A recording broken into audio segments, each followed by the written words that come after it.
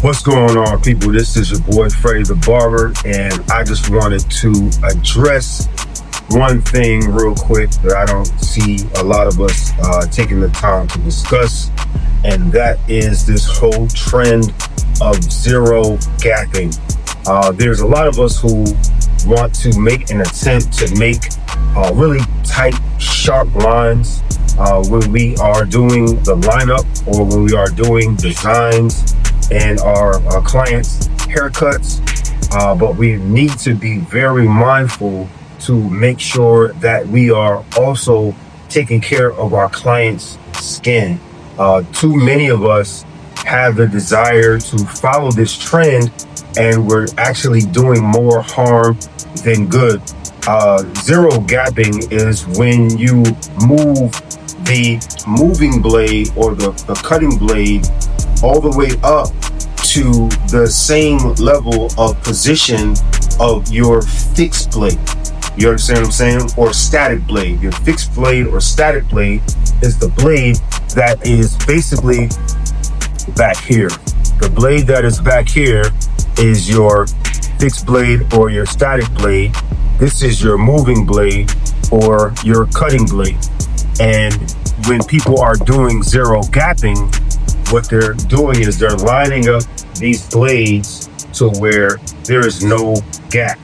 It's considered a gap when you have your fixed blade or static blade a little bit higher than your moving blade or your cutting blade, which moves like this. This blade doesn't move, but this one does. The back blade doesn't, front one does, okay? I'm breaking it all the way down 101 because of my experience as a barber instructor. I'm used to teaching barbers that don't know anything, so I'm not going to assume that anybody who's watching this video understands from the top everything that I'm talking about, okay?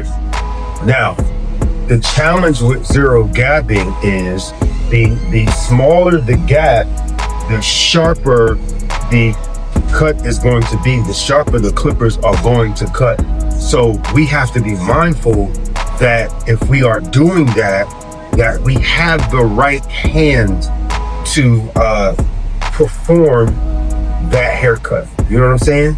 If you are a light-handed barber, then it's easier for you to be able to manipulate the clipper without cutting the client. However, if you are a heavy hand barber, I do not recommend that you zero gap your edges, that you zero gap your trimmers. I do not recommend that you do that because you are more likely to cut your client's skin, especially in sensitive areas. If they're sensitive where the C cups are, if they're sensitive where the line in the back is, or back here in the nape area, if they're sensitive in those areas, or even on some parts of their scalp, and you're doing designs, then you're more likely to go ahead and to cut the client. Now, what I would recommend is that you don't zero gap your trimmers, but you just leave just a slight gap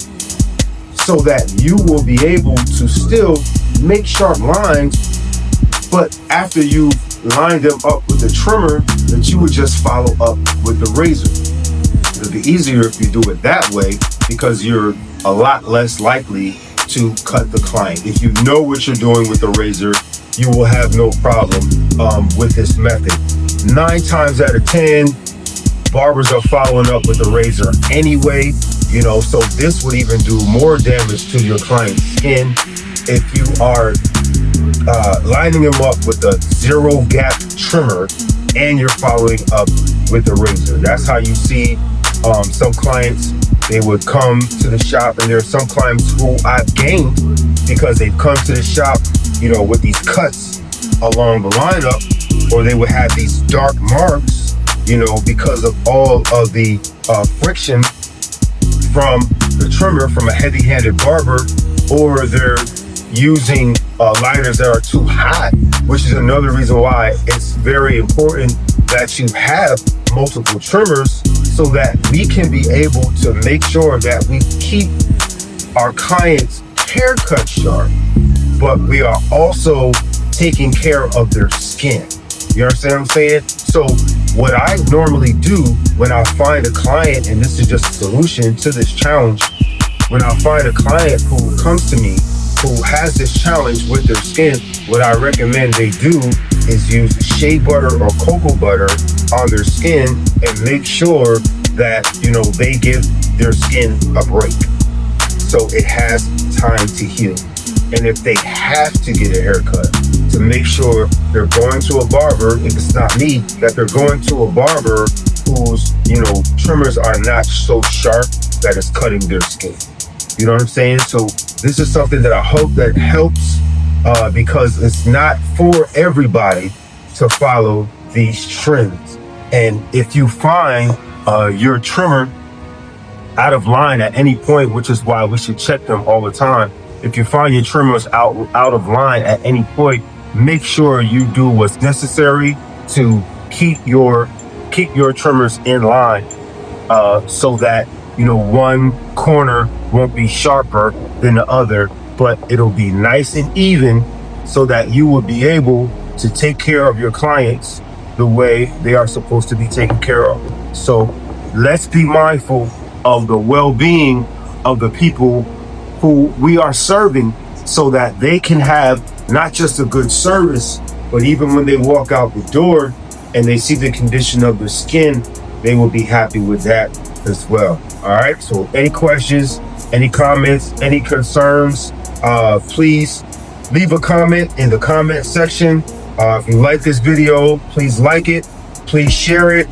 Let's spread the word so that we can take better care of the people who God has placed in our care to serve. All right. Talk to y'all later. Have a blessed one. Peace.